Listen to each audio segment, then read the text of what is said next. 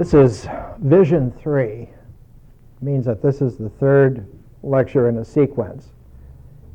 And this sequence is not connecting the dots, but this is a phase form dynamic. That means that the first lecture morphs into the second and keeps morphing into the third and so on, so that there is a continuity. That line of continuity in ancient times was called a horizon. That horizon is the meeting point of earth and sky, and the first people to really get the horizon were desert people, so that their sense of where the earth and the sky met was definitely the sense that this is not a meeting point, but it's a meeting continuity. So that the horizon was always a continuity that is so vast that instead of maintaining its levelness, it slightly curves, it slightly arcs. And so a horizon was misunderstood by the Greeks. For the Greek, clarity of mind in its geometric rationality, it saw horizon as a straight line which then separates two elements together, and out of this you get the idea that horizon polarizes two different dimensions, that heaven and earth are polarities, whereas the original understanding of the horizon was that it was the gently arcing interface of heaven and earth, and that if one could follow it far enough, the earth would be a sphere, and that heaven would also be a sphere, but not an opposing sphere, but a sphere over the sphere of the earth, and that there was such a thing as a ratio of the earth's sphere to the heavenly sphere, and that ratio had a structural element that could be put symbolically into the mind,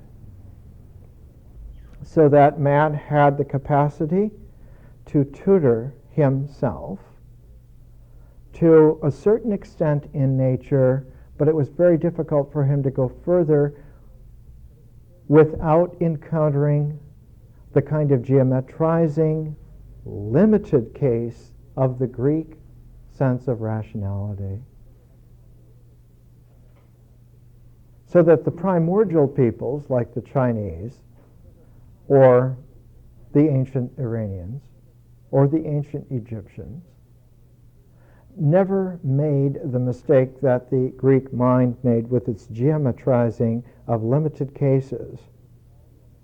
Its idea of geometry was always related to the sphericality of the earth, the sphericality of the heavens, and that what you had was a harmonic between spheres that was operating. And that horizon is the horizon of the meeting of two symbolic, exchangeable elements. The earth's element was life, and heaven's element was light. And that light and life are two different spheres which have an exchangeability at the horizon of man's participation in his consciousness. And so you find in the Hermetic writing, the Mind Shepherd, you find this kind of language. "But tell me," said I, "where did the elements of nature come into being?" And Hermes Trismegistus answers his student, "They issued from God's purpose, which beheld that beauteous world and copied it. The watery substance, having received the word, was fashioned into an ordered world, the elements being separated out from it, And from the elements came forth the brood of living creatures.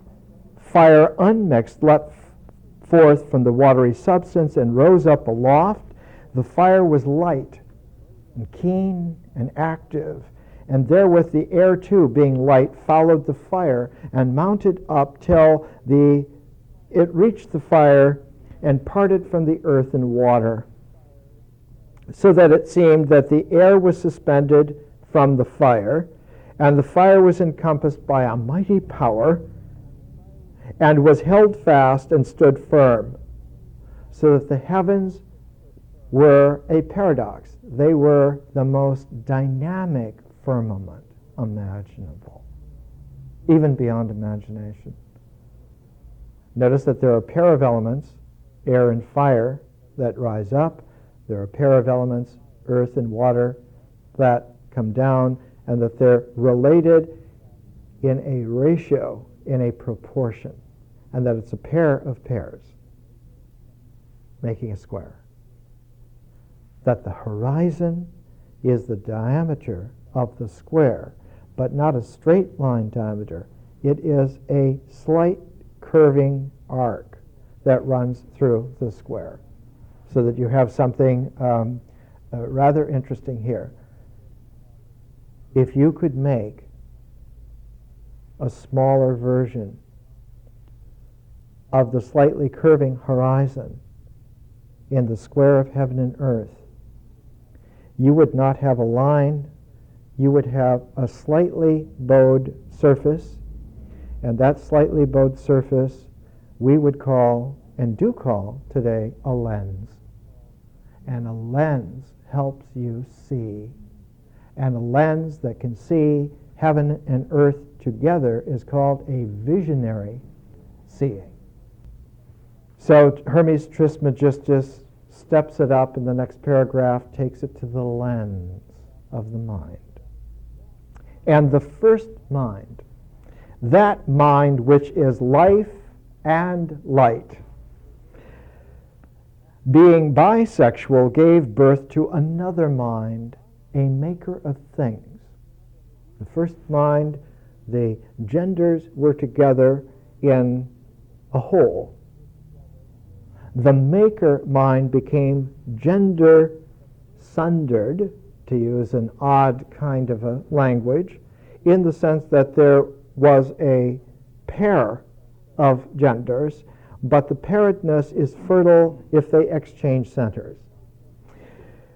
That first mind, the mind which is life and light, being bisexual, gave birth to another mind, a maker of things, and this second mind was made out of fire and air, 7 administrators, who encompassed with their orbits the world perceived by sense, and their administration is called destiny. So that the larger sphere of heaven, the larger sphere of light, in a morphed phase in the Hermetica, written about 90 AD in Alexandria, that the stars are the congealed fire at the highest point of the air, and that congealed fire has 7 particular lights, 5 planets and the sun and the moon, that those 7 moving bodies have orbits, that their orbits are describe the orbits of the 7 heavenly bodies that move. Their orbits describe the surface of spheres, that their orbits are not lines, they're not geometrical either. They are resonances of the lens of heaven and earth together, and that only through man's vision can the mind's eye see through this lens and be taught to see further through the differentiated lens of the 7 levels, the 7 stars. That nature gifts man with the ability to see nature whole, light and life whole, but only tutored consciousness can see the further refinement of the symbolic visionary structure of the 7 further spheres that encompass and inhabit heaven, and that there is a reflection of this, and that the earth also has 7 levels. Not immediately seeable in terms of light, the 7 levels of heaven are seen through the vision of refining light. But the 7 levels of the earth are refinable not by light, but by life. And so there is a visionary refinement in consciousness to see the further structural levels of heaven by light, but to see the further refinable structural levels of earth, of life, one has to have a quality. In ancient times it was called art. Art. The Greek word actually is not art, ars, but techne. It means that there was an art to life that was also conscious. So that heavenly vision matched up with a refined sense of life, and that art was about life. It was about refining life. That's what it was all about. And that the refinement of life, with its 7 levels, went with the refinement of heaven in vision, so that art and vision went together and were a new wholeness. And it was a wholeness as a pair that complemented a previous pair.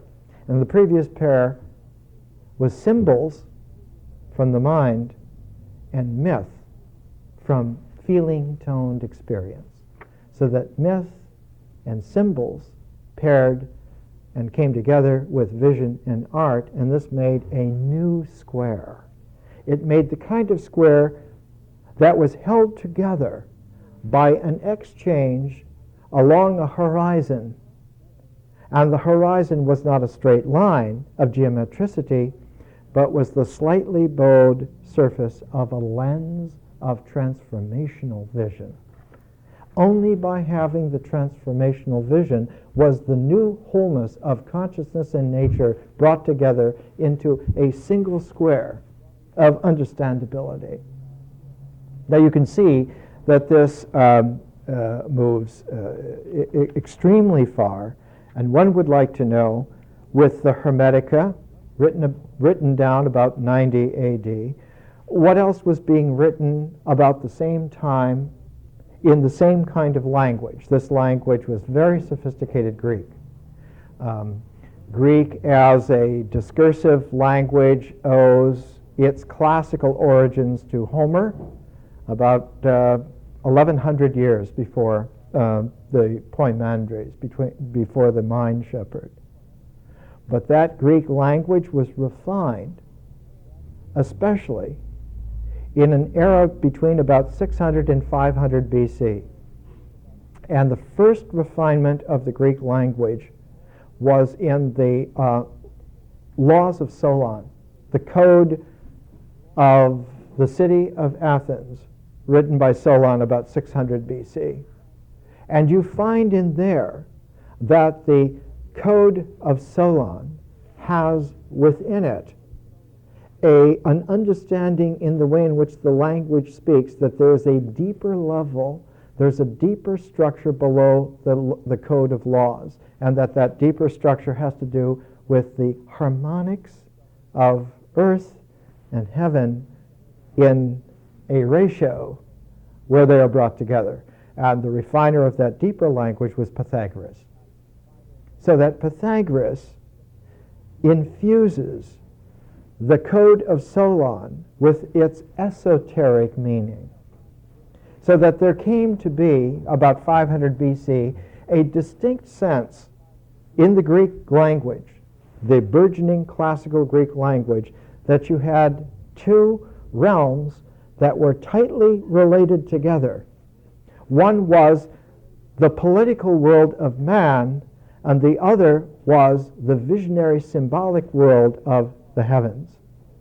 And so politics had to do with heavenly structure also. This entire ensemble made 2 or 3 generations of some of the most sophisticated human beings who have ever lived, and they became the classical Greeks.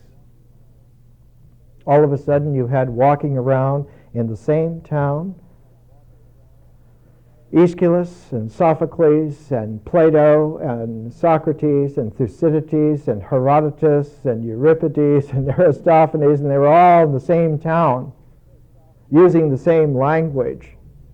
And from 500 to 400 AD, that language that Pythagoras and Solon made came together in increasing sophistication until it reached a point to where it took so much refinement to handle both aspects together that the general populace lost track of each other, and you had political people who didn't understand the inner structure, and you had inner structure people who didn't understand the politics.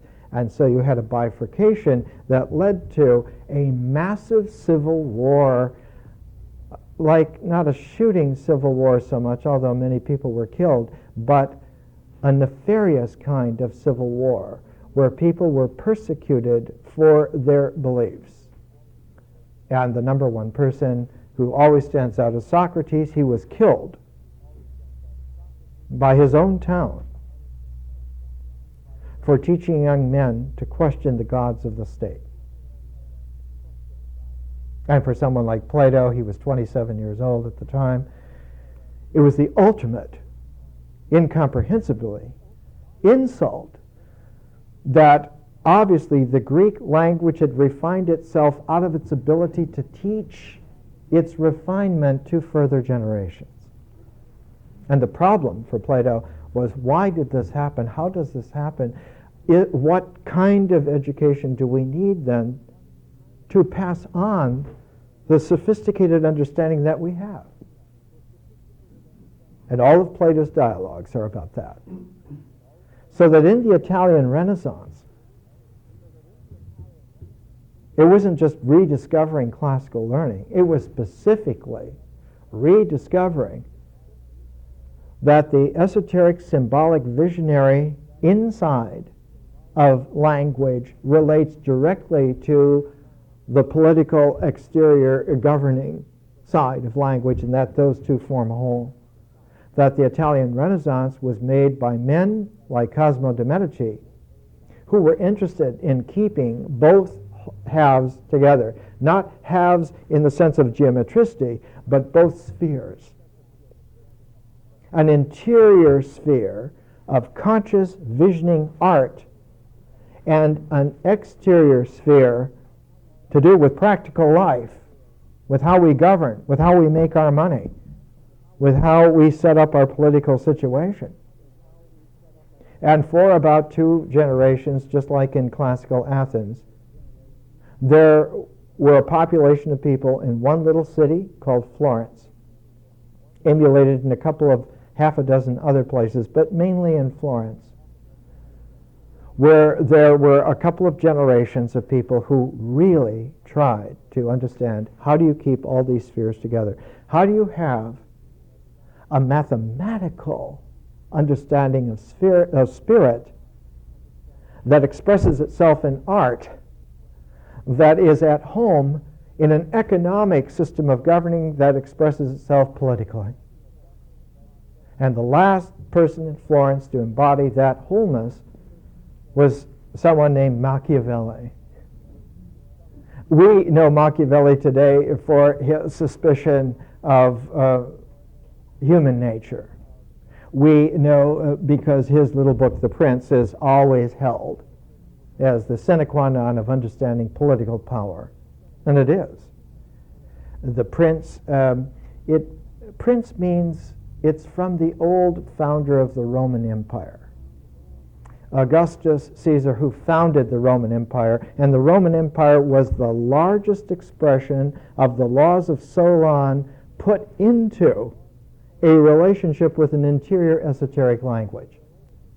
The Roman Empire, when it was founded with one eye cocked to political realities, power, money, military power.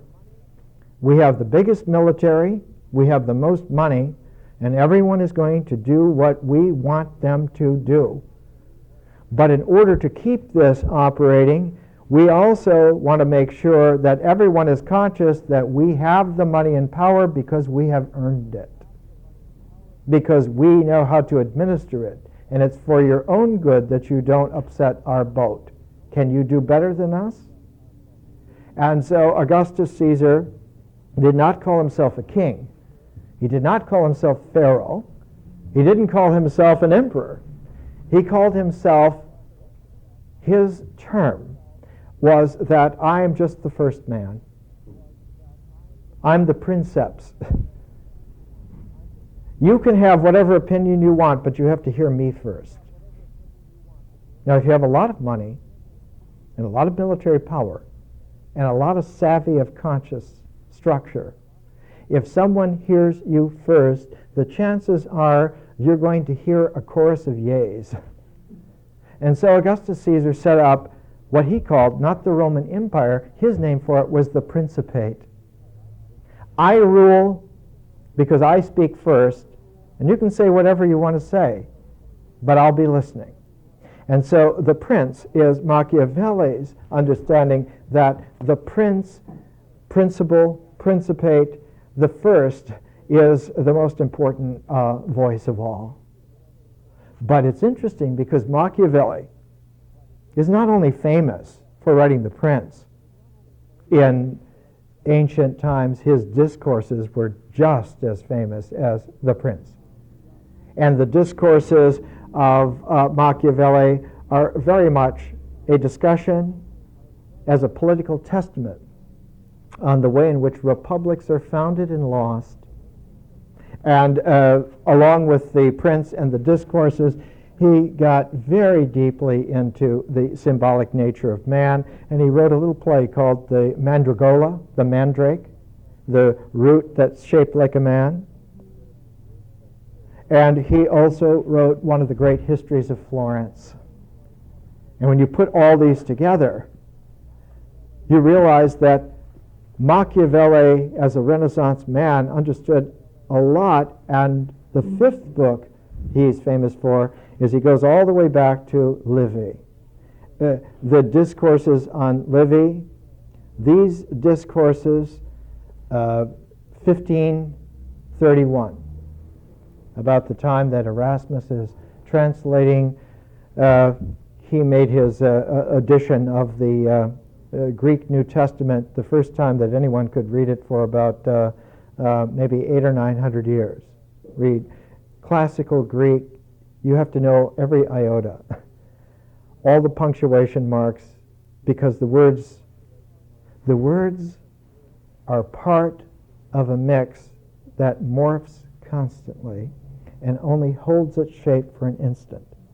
So that very learned classical Greek is a difficult medium to control.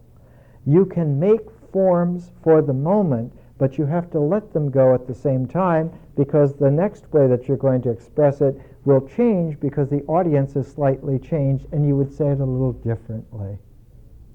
Classical Greek is not carved in stone. It's like a crapshoot. Depending on what the point is that you have to make, you're going to modify the language as you use it.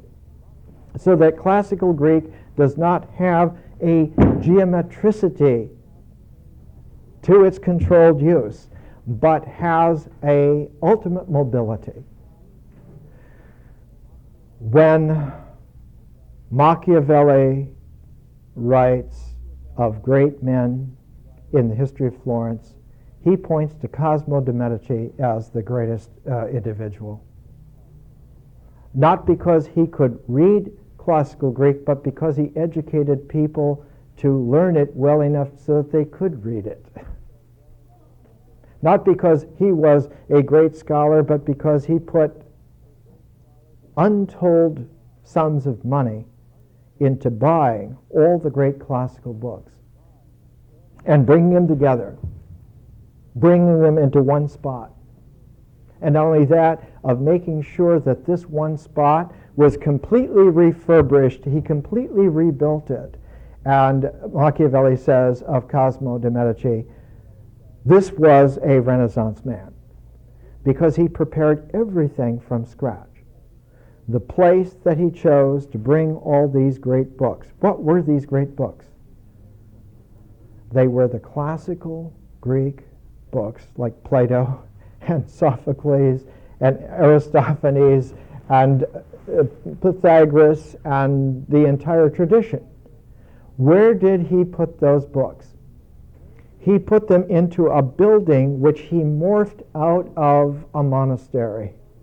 He took an old medieval monastery and morphed it into a Renaissance community of scholars who used a paired ratio to read their books. They used a political, worldly base that was constantly infused with a revelatory, visionary, conscious use of it. The old medieval monastery, it was called San Marco. It's in Florence. San Marco was an old medieval monastery next to a church, the Church of San Marco. And so Cosimo, being a very good Renaissance man, being an Italian who was setting up a city-state of Florence to echo the city-state of Athens, and making sure that he did everything from scratch. You take the buildings and you redo them, not just refurbish them, but you recut them architecturally to be something else.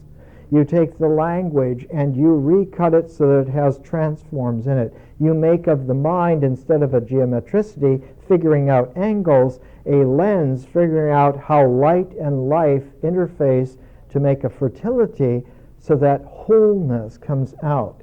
And the proof of it is that the mythological tapestry of antiquity comes through with a new living art. The fact that there is a mythological themes in Renaissance art is not just a modification of the medieval period. It's not just a revival of the classical period. It is a re-presencing of the quality of wholeness that was there for just a couple of generations in antiquity, and came back into life again, came back into light again, so that there were living people who were not imitating the past, but they were representing the past morphed into their own lives, into their own visionary light, so that light and life were brought together in a new living lens. And the key to that lens, the key to the whole expression of this, was that the vision matched the symbols in exchangeability of centers. That conscious vision had a center, just like the symbolic mind had a center, and that those two centers could be brought together like a montage, and one could go back and forth between the two. And the proof of the viability of the two-way street is that the mythology became more and more conscious, and the art became more and more transparent to feeling-toned intelligence, so that you would experience works of art not as medieval icons of some kind of meaning that you could put in an encyclopedia, but became revelatory to you, because this was the way in which feeling-toned sentience blossomed into a living art. When Cosimo de' Medici had San Marco's monks' quarters revised, he had Michelozzo, his architect buddy, do this. The corridors were made so that each little cell, instead of being a dark medieval cell, was a beautiful alcove off a central, beautiful, well-scrubbed, like a Santa Barbara corridor. the most expensive materials that you could imagine, well lighted, beautiful. And each of the little alcoves, each of the, quote, medieval cells, had its own expensive painting on the back arch. And all these paintings were made by another pal of Cosimo de' Medici named Fra Angelico. So that he had Michelozzo, his buddy who had been in exile with him. When Cosimo was thrown out of Florence as a young man by the political Elbruzzi family, he went to Venice, and he went with his buddy Michelozzo.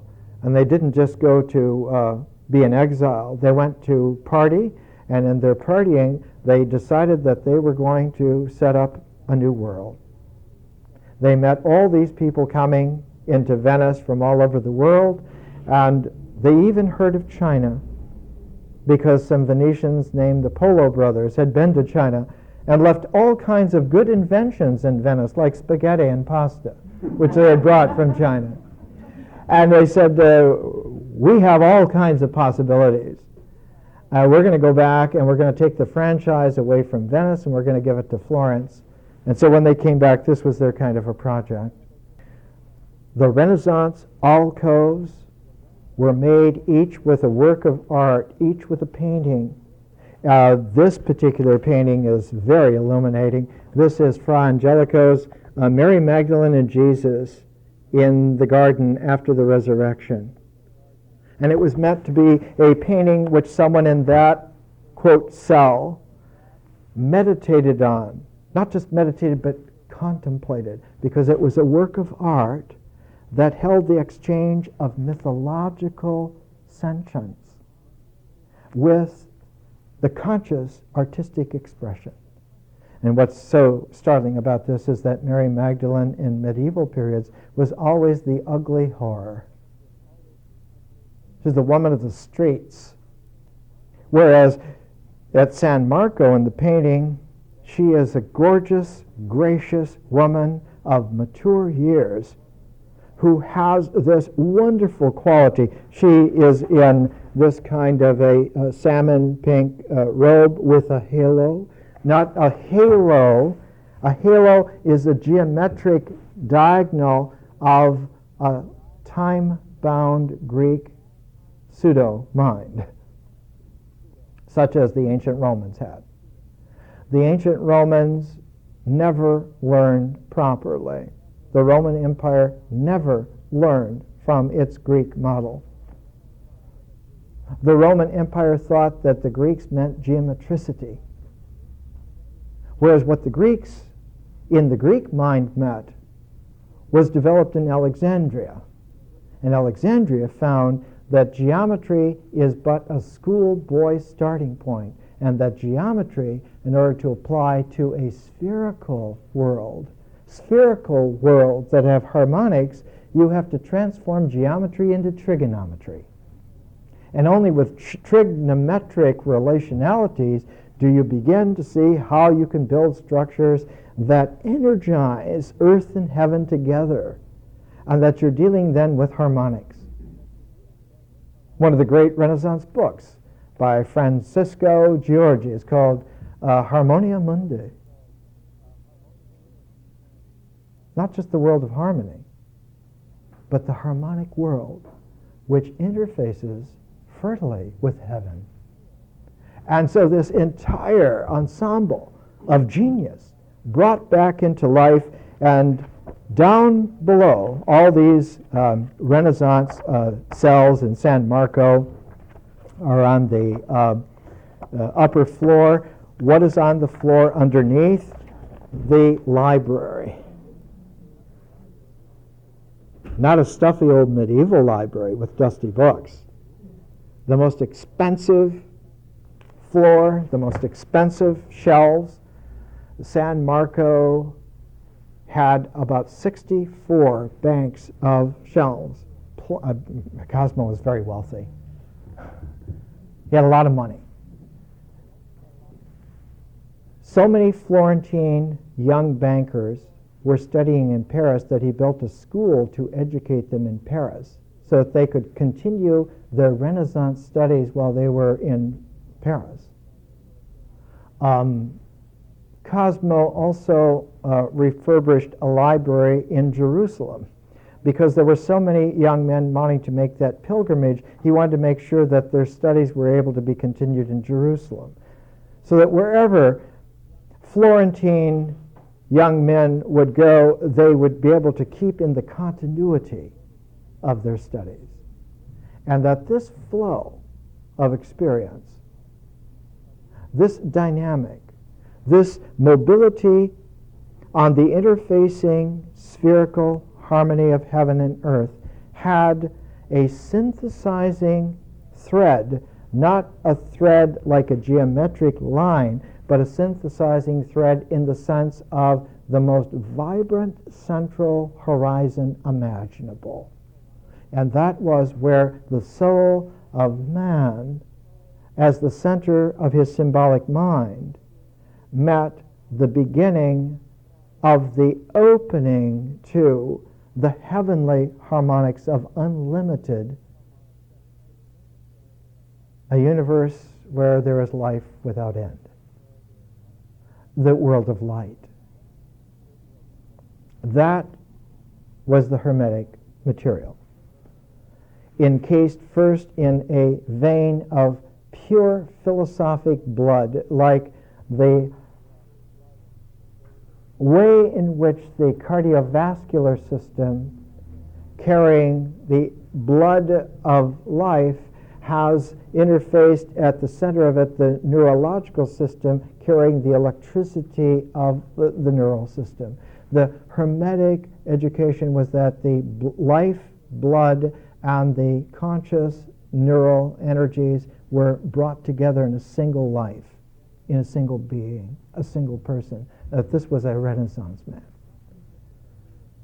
Not just that he could do a fantastic list of things, but that he was heavenly and earthly at the very same time, in the very same person, and had the fertility because he could pass it on, not just as an education from instruction, but because of an exemplar of person. The young men and women could learn by being with such a person. And Cosmo, being the consummate Renaissance man, made sure that he had educated a teacher who could teach this, who could not only inhabit the cells up above in all of the progression.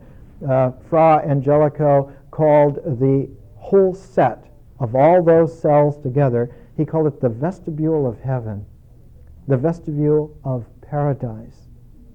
That if one took oneself not just to your own cell, but if you took yourself to a sequence of all the cells and went through the entire tapestry of all these paintings together, there were 44 of them, that you would then have not connected the dots of each cell, but you would have gone through the thread of continuity of the entire mural.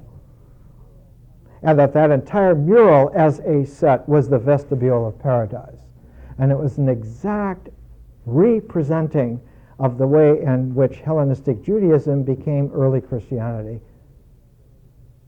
some 1,500 years before. How do we know? Because we have the documents. We know exactly that's what they did.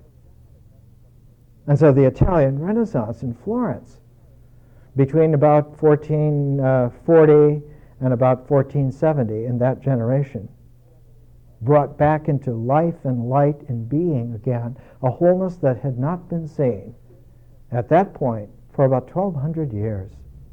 No one had ever seen it in all that time. And when they came back into play, something very strange happened.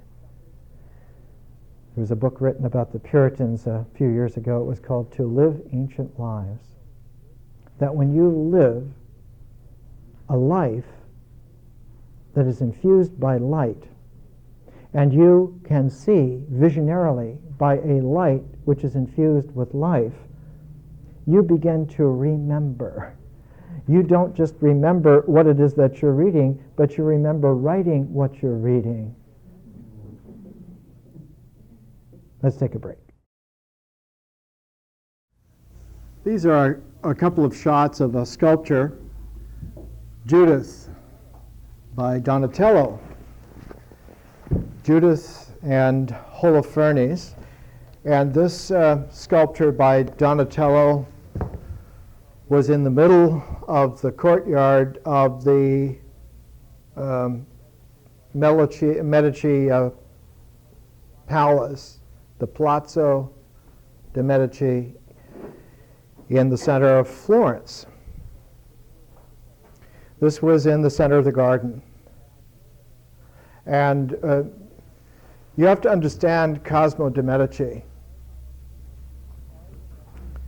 All the Medicis are buried in Florence, and there's a nice little place where they're all buried.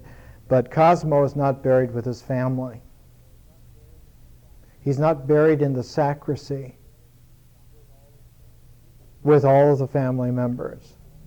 He is specifically buried in his own place, and Donatello was buried right next to him, underneath the cupola in the nave of the church. Because Cosimo de' Medici and Donatello were lifelong buddies, both born in the late 1380s.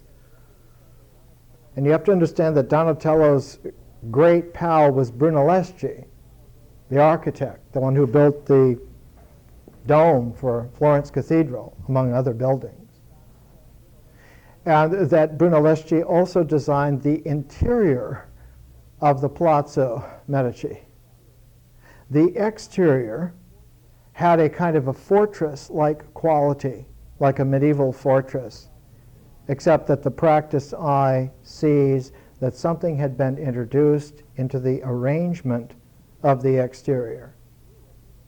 And it was new at the time, because only a few years before, an architect named Alberti, Leon Battista Alberti, built a palace for the Russelli family, Palazzo Russelli.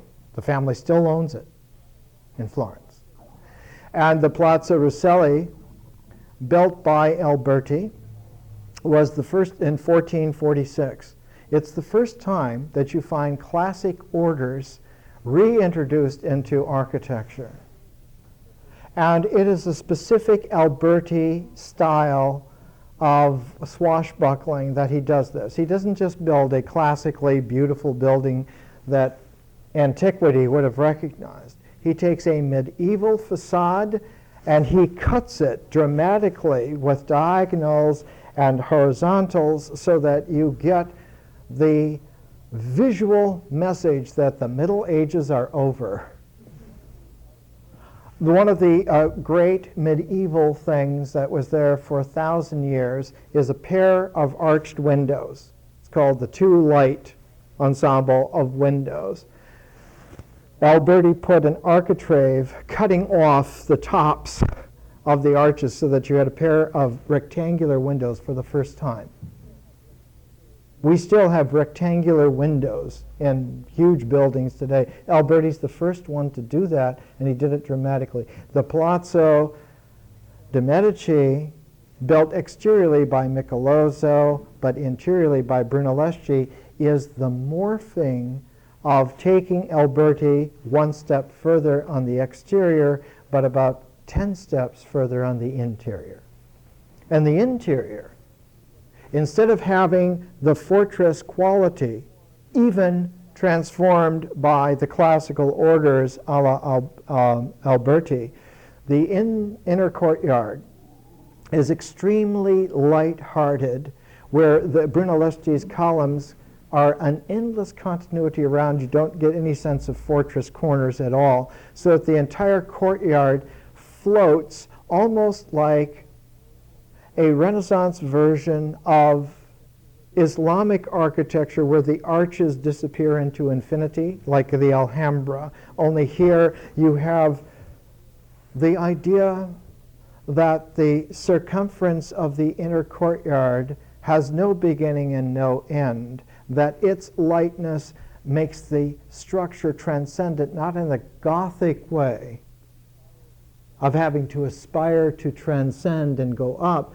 but that the orders of heaven are brought into man's life.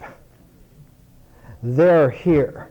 The Gothic tried to get you to go to heaven by these huge cathedrals that were like spaceships of doctrine, whereas the Renaissance building is putting the light of heaven into the life of men. And in that courtyard is where Lorenzo de' Medici married Clarice Orsini, and there were 50 women and 50 men, a jubilee of men and a jubilee of women brought together in 50 couples, and they danced the night away, and that's how Lorenzo de' Medici took over the Palazzo de' Medici. This is a typical Renaissance Hermetic way. It's a style that had never been seen since classical antiquity. At the center of their classical learning was not the geometricity of a straight line, but the horizon curving to make the lens of seeing light in life and life in light. You take our life and continue it in heaven, and you take heaven's light and you make it seamless with life. So that the Italian Renaissance was a presenting in living light in the technicolor of a whole palette of life.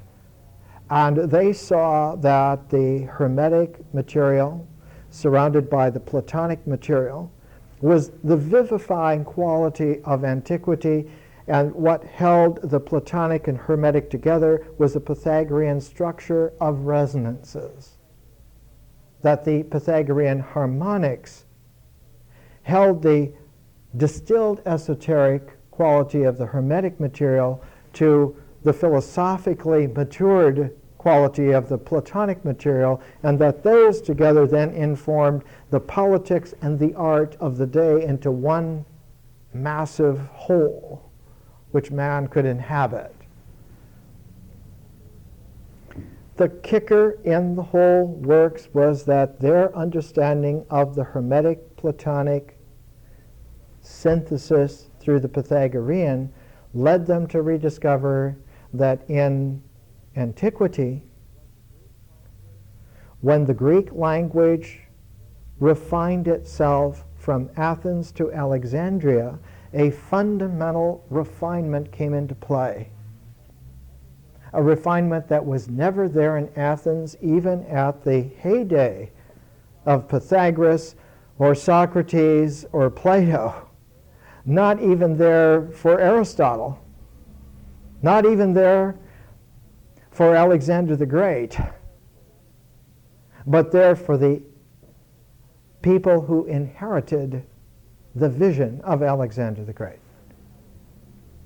For the Alexandrians, their understanding was hyper-refined. It wasn't just refined, it was hyper-refined. That the language had taken it to a new level of capacity, where consciousness was such that it began to include the earth as the set of heaven. I was talking during the break to somebody saying the old Pythagorean cosmologist, Empedocles, perished in Mount Etna, the volcano. And the saying in colloquial antiquity was that Empedocles, trying to prove the reality of the world, leapt into Etna to see if he would stay alive. And this is a popular misconception. Empedocles, as a good Pythagorean, saw that all the fire that congealed as the stars and distilled consciously as the 7 moving stars, that if the earth had fire underneath, then the earth itself was a special star also, and was an 8th star that went with the other 7. And that when you include the earth with the sun and the moon and the other planets, it makes a set of 8. It makes the complete ogdoad, the complete octave. And for the first time, you have a set that is complete, whereby you can tune an instrument to the entire octave. Which means then that if man factors his earth in with the heavens, you have an expanded heaven, and you also have a paradisical earth as a practical reality. How do you bring this into play? How then do you live if this is possible? It means that the potential for life hasn't even begun to be scratched. That there is such a thing not only as a Jerusalem that one could go back with crusader swords and recapture, but there's such a thing as a completely different city that isn't just in some geographical area, but is differentially, consciously dispersed wherever that population of men and women are alert to their heavenly light in their lives, and their lives in that heavenly light, and that wherever they live, that is the city.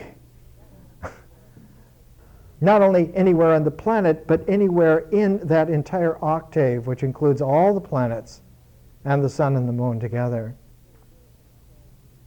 So that there is such a thing as humanity maturing to live in the entire octave of the entire star system.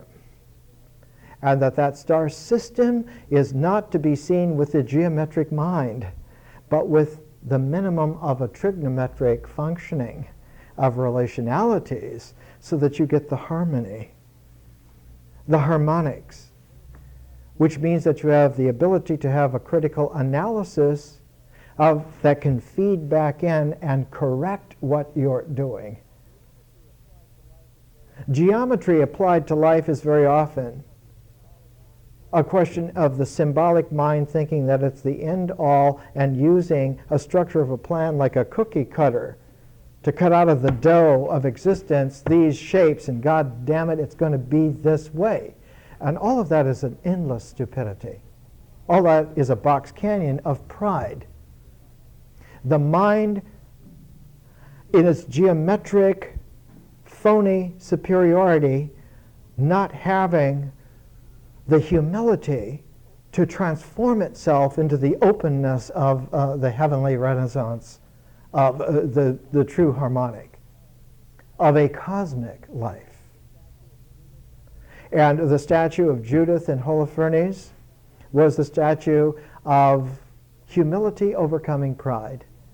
Judith, the embodiment of the humble Sophia of life, the wisdom of life, slaying the stubborn Holofernes who wanted to just have for himself and to grasp on the basis of a mind stamping out the geometric plans of power without the humility of the exchange transform.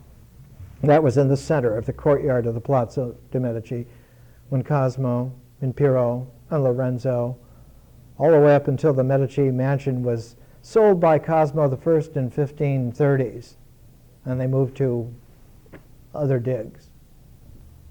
One of the great discoveries was not only that Platonism had a Hermetic core and a Pythagorean interrelational structure, but that the cream of that entire ensemble had been distilled to a point of almost pure nectar by Plotinus. And that Plotinus was the greatest philosopher in antiquity, because he brought, after 800 years, he brought the Pythagorean mathematical relationalities all the way through the harmonics of music into the hyperdynamics of a trigonometric cosmic relationality. And the last work that Ficino, the man that Cosimo de' Medici had trained from childhood to translate his Plato, to translate his Hermetic documents. The last translation that he made was the complete Plotinus. The year 1492, when the trigger of the New World was pulled. The New World in the sense that there never had been a contact with the Western Hemisphere in the entire history of antiquity. They didn't know that some 1,000 years before Columbus that the Chinese had had contact with the western coast of North America, because there was no contact with China either on that level. The contact with China was through veils darkly, as Shakespeare would say, through a glass darkly. They didn't understand that. The discovery of the New World for the West, for the West that was not only Renaissance and medieval and classical, but ancient, back to the origins of Egypt, back to the origins of Sumeria. The discovery of the Western Hemisphere was like a revelation that what they had been doing at that point for several generations had panned out. They were given a pristine paradise on earth, the other half of the earth, and that this was a chance to bring the entire Renaissance into play. This is the true origin of the United States. The United States is the greatest vision of the Renaissance. A new world where men and women have light and life fertily exchanged together on a truly continental scale, on a hemispheric scale. The Western Hemisphere, W.H. Shakespeare's sonnets are addressed to W.H. To the new love, because this is the life that is now possible on a cosmic scale. This is where the light and life come together in the exchange of love. Ficino's book is called The Book of Life. And it's all about bringing light into life through the exchange, transform of love. That's what it's all about. But they are not subjects that you could hang on ideological hooks in some geometric plan of design, like the medieval design of some kind of Kabbalistic Sephiroth. Truly medieval. It is not a snapshot geometricity of a plan that can be stamped cookie cutter, and then you have the secret of the ages. It's not that at all. The hyper speed of the dynamic consciousness of light and the ability for feeling toned life to exchange through transforms of love is all about a cosmic dance, which is possible here on the earth. And not only here on the earth, but carryable into all of the moving bodies of the entire octave of the entire star system. Man can inhabit an entire star octave. Such a man, to use the exemplar, the Italian phrase for it is uomini illustri, an illustrious man. A man who shines by his inner light. The geometric reductive mind says, oh, illustrious because he does important things, or he has important stuff. Oh, he's illustrious because he's the mayor of this or that, or because he's the owner of this or that. The illustrious man of the Renaissance is the man of light, who is alive in our lives, and whose life can carry over into the whole octave of light. That is an illustrious man. As Gurdjieff once said, these are remarkable men. This quality of bringing differential consciousness into the integral of nature and allowing for the integral of nature to transform into the differential ecology of consciousness has for its form art. Art is the form by which this happens, because art is not a natural form. It's not a form of existence. It doesn't have a ritual quality to its organization. It can inform ritual, but if it does, it transforms it. So it isn't existence. It isn't an existentiality. Nor is it a mentality. It's not about forms in the mind. It's not about strengthening those symbols so that they become such powerful ideas that one can have a confidence that this ideology or that ideology, this is the ultimate ideology, this is the synthesizing idea for all time. This is not it at all. Art is the art of carrying the transform on so that it is of an endless or an infinite quality of refinement. A work of art can be visited forever and never be exhausted.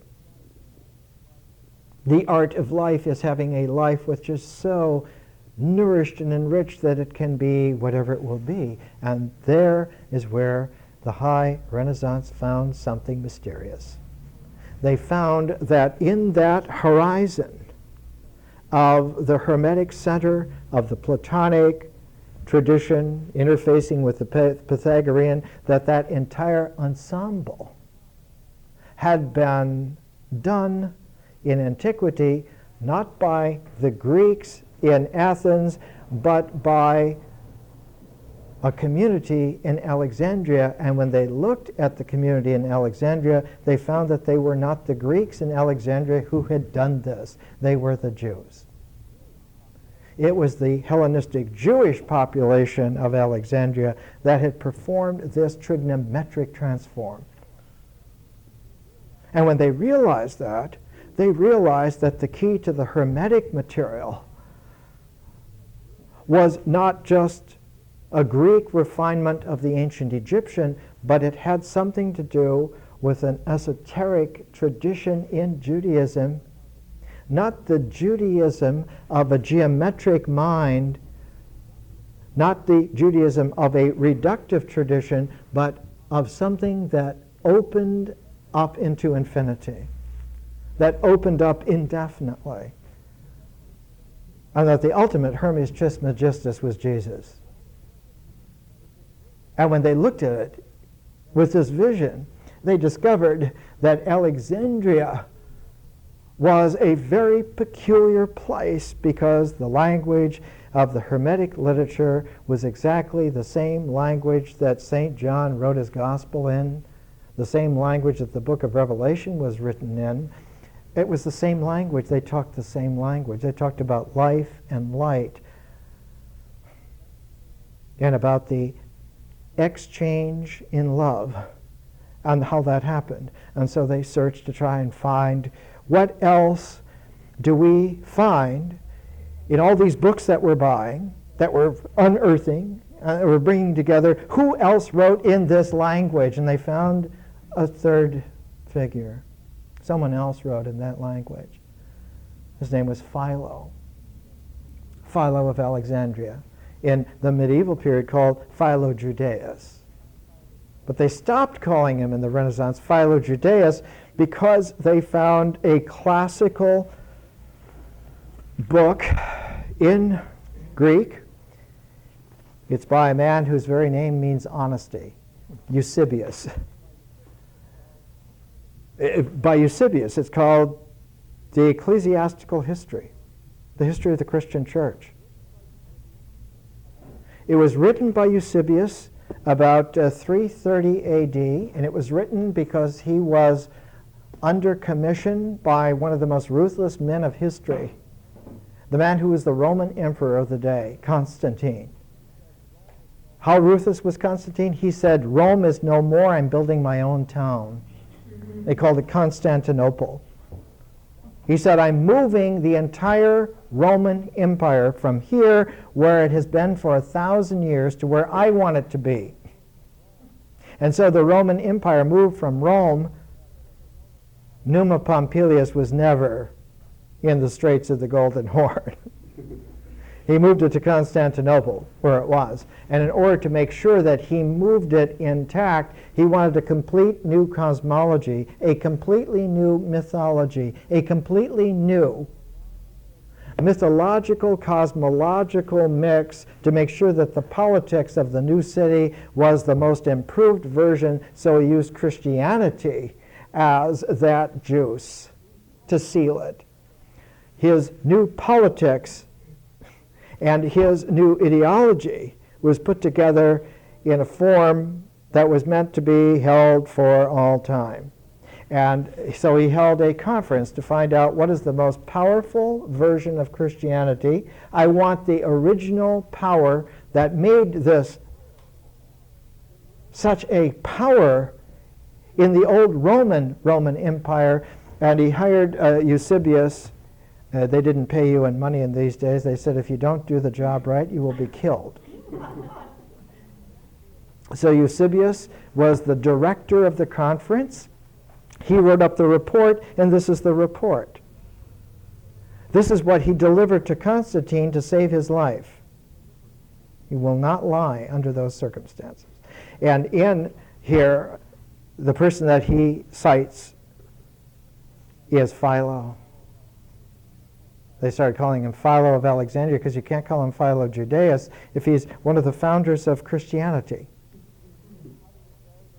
He says, how do we know that he's a founder of Christianity? Because Philo is the first author who writes of the practices that at the esoteric center of the practices and contemplative insights and living testimony are at the very core. And so Philo had to be a Christian.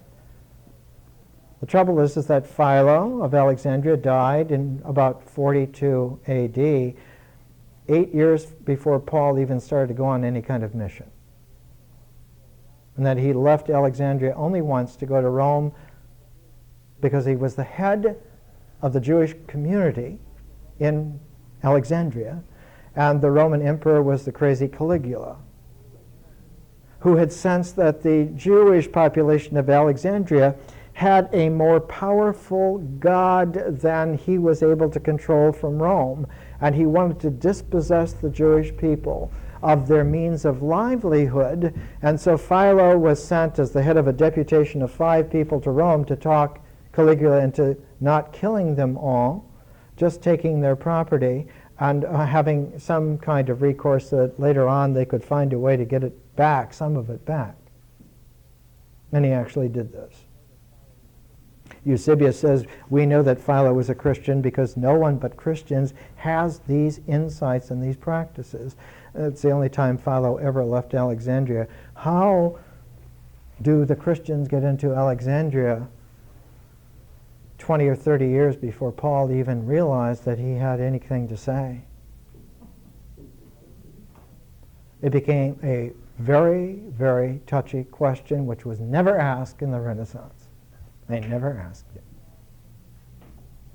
But what they saw was that there was some esoteric meaning that Judaism transformed into Christianity in Alexandria at that time, and that the Hermetic writings are it. This is the way in which Judaism transformed into Christianity, so that the Hermetic writings are a meeting of Judaism and Christianity together at the white-hot moment of transform, so that the Hermetic writings were seen then as the most precious, valuable documents in the world. Nothing is more valuable than this. And that if we contemplate our sense of political life on earth and our sense of divine insight consciously into this lens of horizon, of exchange, we somehow are now on the anvil where God and man meet. What is going on here? And if that is true, then we have to understand something which we're not sure of. What is the history of Judaism such that it led to this? And they found a very curious, truncated kind of thing.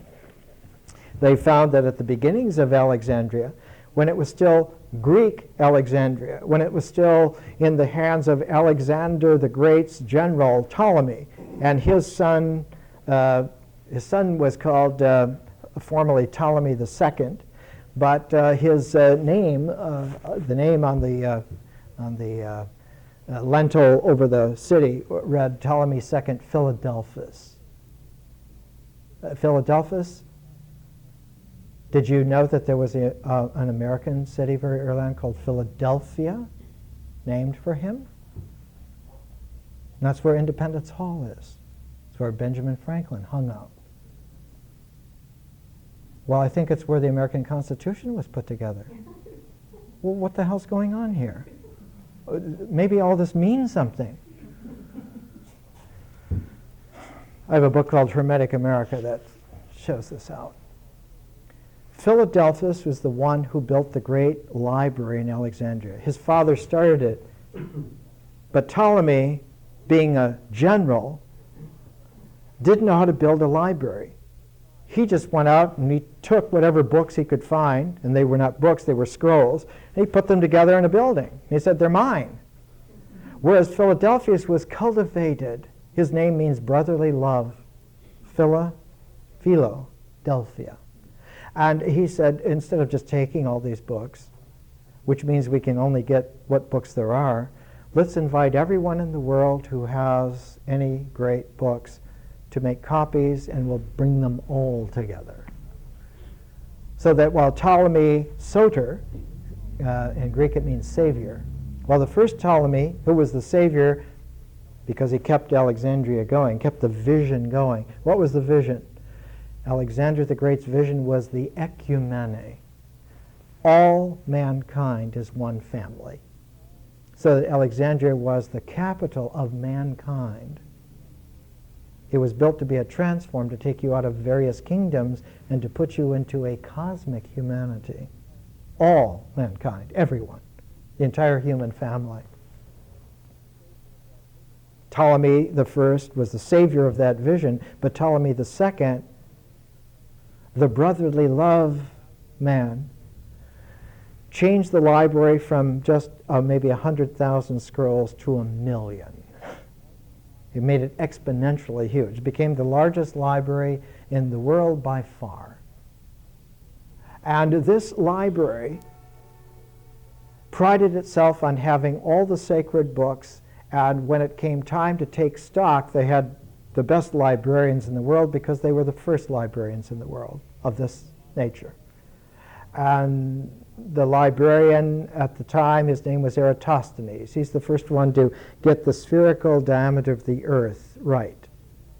He knew 300 BC what the size of the earth was as a sphere, as a Pythagorean sphere. He had the math. He could see it. He was the librarian.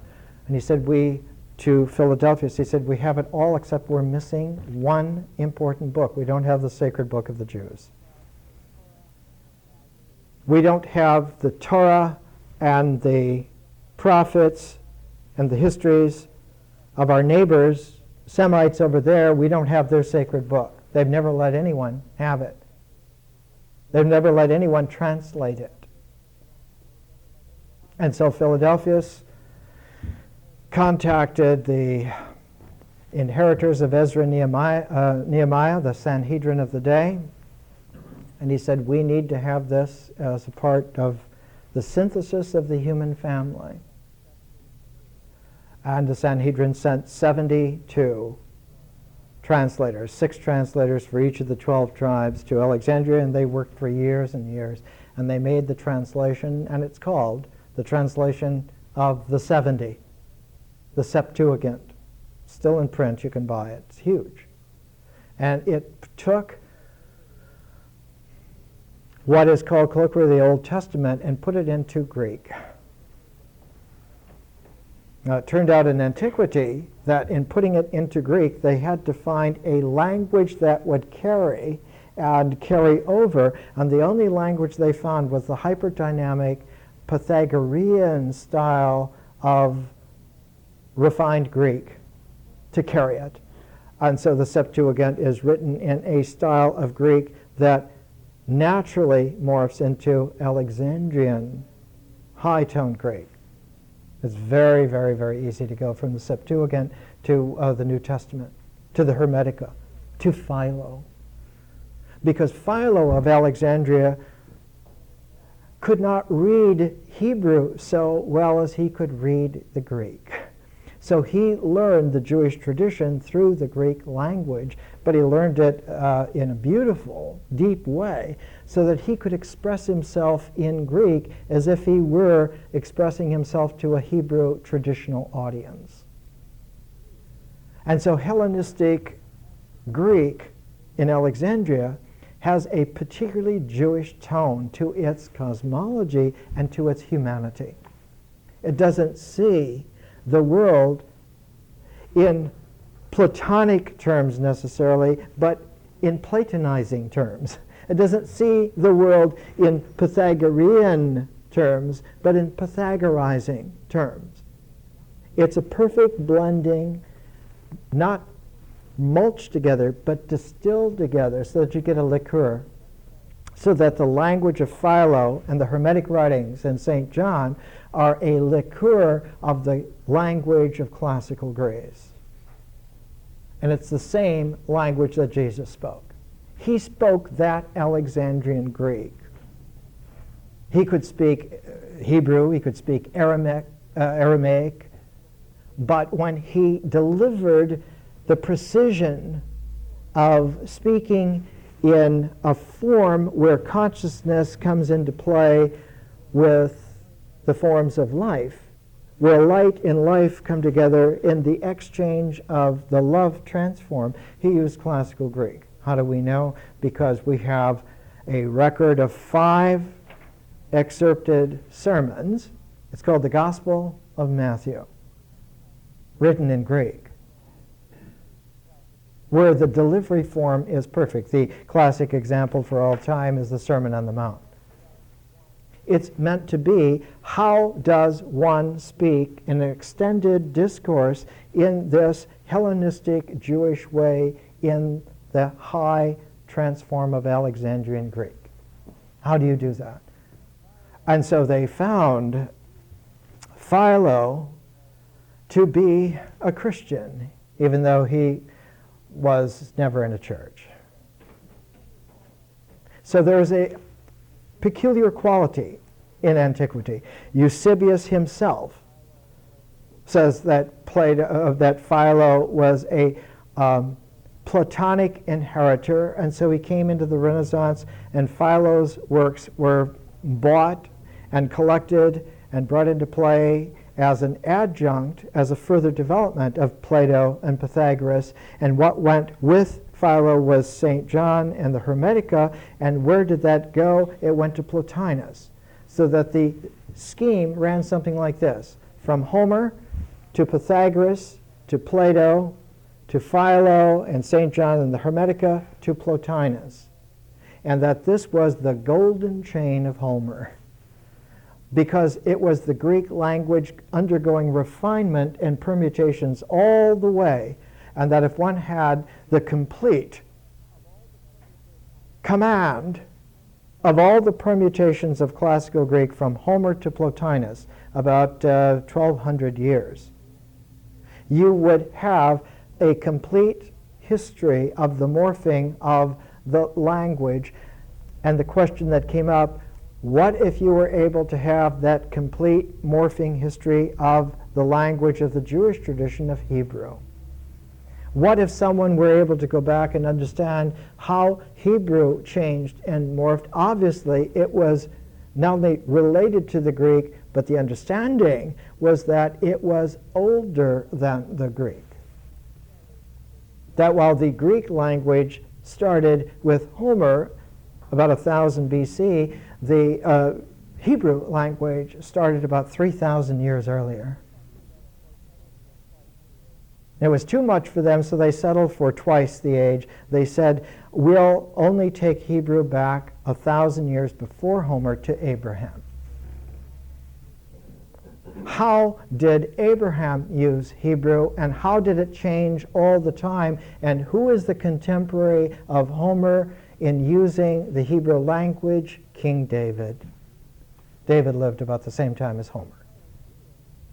And so you find Donatello doing 2 statues of David, of King David. The first time he does David is when they were just beginning the Renaissance, and David looks like this. He's a very nice young man. And when they got deep into the Renaissance, they began to realize the hyper-dynamic, artistic ballet of the cosmos. David looks like this.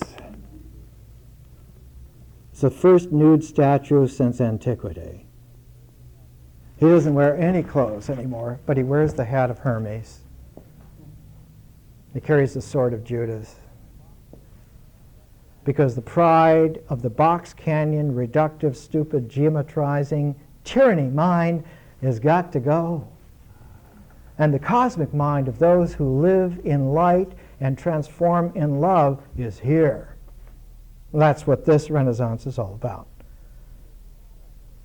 So that there is a quality of seeing that the octave, once you master it, you tune your voice to that octave, and you stop speaking in street cadence, and you start singing in the hymn cadence of celestial songs. There's a huge difference in that. More next week.